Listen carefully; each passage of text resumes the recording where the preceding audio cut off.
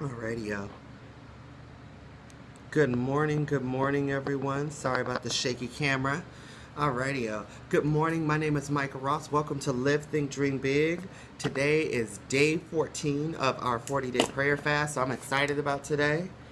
Alrighty. Just getting my notes and everything together. Good morning, guys. Welcome to Live, Think, Dream Big. We're about to jump on this 40-day prayer fast.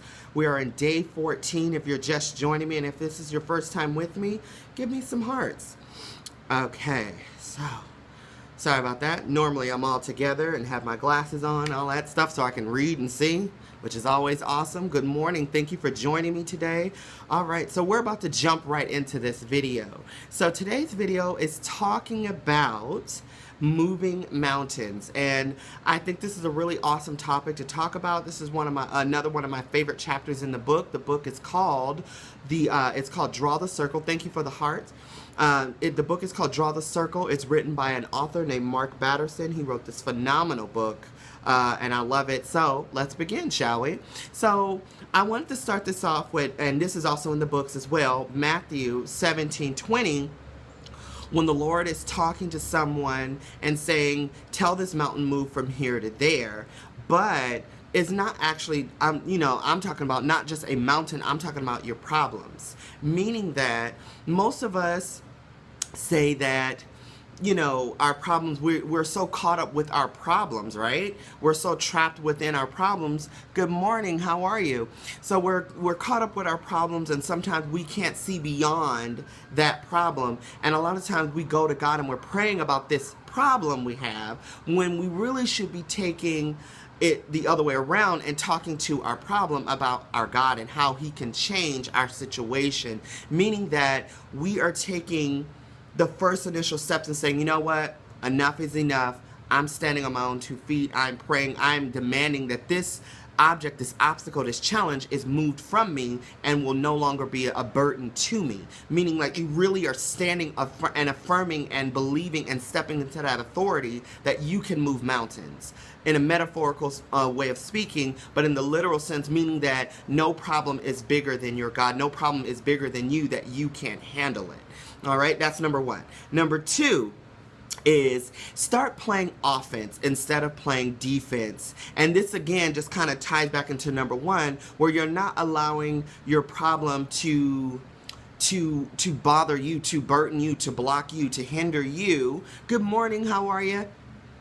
And allowing the enemy to win, allowing that enemy to beat you. Thank you guys for the hearts. So here it is where you have an opportunity to let God get between you and your problem instead of you allowing your problem to get between you and God. So you have to stand in that, you have to affirm in that, and you have to attack the enemy when it comes at you. Thank you for the hearts. Good morning. Thank you so much. So that's number two. And really, not allowing fear to take its place in your heart, because when fear steps in, that's when doubt steps in. That's when worry steps in. That's when you have setbacks mentally, emotionally, and spiritually, and you can't allow that to happen, especially when you're moving and acting in purpose. So that's number two. Number three is realizing that you are more than a conqueror. I mean, it's said in the good book that you are more than a conqueror, and you are absolutely more than a conqueror. There is no problem, big or small, that you can't handle. Sometimes problems are so big that we are just blindsided by them and we can't see beyond them. We can't see around them. We can't see past them. But here it is where God has already claimed the victory for you. So when you see yourself in an obstacle or a challenge, first things first, thank God for it. Because here it is, it's allowing you to become a better you, for you to see the problem and not run from it, but run towards it and say, you know what, I can handle this, I can do this, I can beat this. No matter what it is, you can overcome it, because God has already claimed that victory for you. So you have to look at that problem and already know and claim that you have victory in whatever situation it is. Even if it's a financial situation, marriage, even if it's illness. Claim your victory. Believe in it. Stand firm in it. And if you do that, you never know. You can have a really awesome outcome. So never give in to those fears, those doubts, those worries. Believe and know in your heart of hearts that you are more than a conqueror, because God has already claimed the victory for you. That's number three. Number four is, praying for Pharaoh. Now, most people be like, what did he just say? Pray for who? Praying for Pharaoh, meaning praying for your enemies. And sometimes, and I say this from a position of strength, sometimes Pharaoh are the people who share your same DNA. You know, and Mark, when he talks about in his book, for those of you who don't know, Mark Batterson wrote the book called Draw the Circle. Awesome read. Check it out. I have it on Audible. But he talks about praying for Pharaoh because he was trying to build a coffee house. Him, his wife, and some others from his church were trying to build a coffee house in Washington, D.C. And there were his neighbors that were trying to petition against it and stop what he had already set forth. And sometimes that happens. You know, I like to call these people dream killers. You know, we all love them. We all know who they are. Sometimes they're in our same bed. Sometimes they're our next door neighbor. Sometimes they're the ones who gave us life, you know. But when that happens, you must pray for them. And it's not for them, it's for you. You're praying for them in the sense where, you know what, God, I know they don't share my vision. I know they don't believe in me. But God, I'm praying that you would show and reveal it to them. Even if they're taking action steps against you, you pray for them for God to protect what you have already built, what you're working towards. About that, folks. I had an alarm coming through.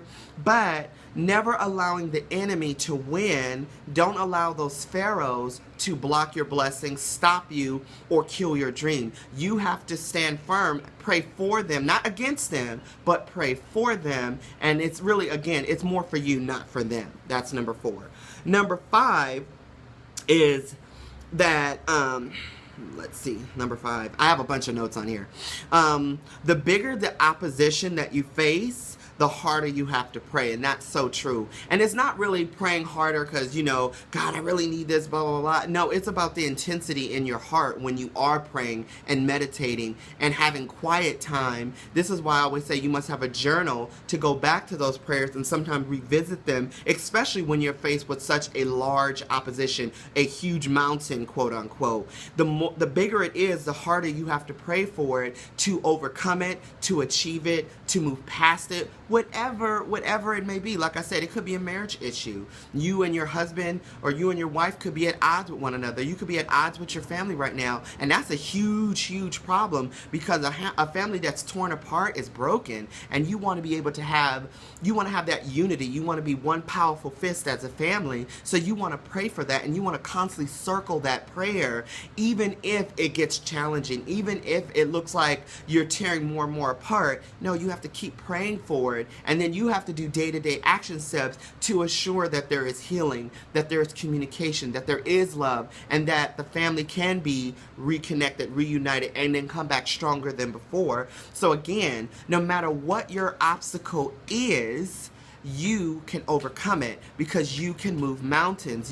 There's no problem that God can't handle, that he can't help you see through. And then again, praying for your enemies, praying for those who are against you, and it's okay. Just love them from a distance. Don't mean you got to be, tight and buddy with them. Just be like, you know what, I love you, but I'm going to love you from way over here, and I'm going to pray for you still. And not in a way that you're better than them or that you're bigger than them, but it's to actually help you be a better you, for you to have a better mindset on how to handle negative people, and I think that this chapter in the book, Day 14, was really, really powerful, and I really liked this chapter. I thought it was really, really good, and I hope you guys get the opportunity to check this book out, Draw the Circle by Mark Batterson. It's a really awesome book. Again, if ever you get the chance, read the chapter, Matthew 17:20, and read it, and just, God has a message in there for you. It's up to you to read it, see it, and then internalize it, but take action steps towards it every single day.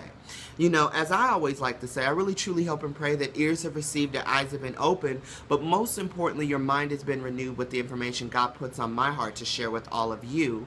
And I hope today is a day where you begin to take action steps to live, think, and dream big. It's the only way to be in 2015 and beyond. How do we do it? We have to choose love over fear. We have to choose the love of God, that the love he has for us to say, you know what, I am more than a conqueror. remember I can move a mountain. I can beat any obstacle that's in my way. Instead of giving into those negative voices in your head or those negative people, that fear, give into that, because God is always greater than fear. He's greater than any obstacle and challenge that you have. So choose love over fear. Remember, every single day we must celebrate life. Live for today, plan for tomorrow, as I always like to say. And also, I have an event today that, this is why this video was much earlier. Instead of it being at 10, it's at 8. Today I have an event called Success Saturdays that will be happening at 11 and 12, which I'm super excited about. Also, if you are in the Los Angeles area, I'm going to be at the Taste of Soul today. So look for me walking about. If you see me, pull me to the side and just say hello. I would love to meet you. And then tomorrow and today is the LA Women's Business Expo at the LA Convention Center. So make sure you get out there and check that out, especially for all you ladies, especially if you guys are entrepreneurs. Get out there, network with some powerful women. I'm going to be there. So guys, if you want to go, get out there too. You know, it's an awesome event, and I highly recommend it. Everyone goes to it because it's a great way to network, to meet new people, have some divine appointments, some divine strategic alignments that will come up for your specific and divine assignment. So thank you again so much for watching, guys. If you are watching this from YouTube, do me a huge favor. Thumbs up, subscribe, and please share this with someone. Someone just might need it. So again, my name is Micah Ross. You've been watching Live Think Dream Big. Tomorrow there will be no video because on Sundays there are no videos. And I will see you guys on Monday. So have a phenomenal weekend, and hopefully I'll see you around later today.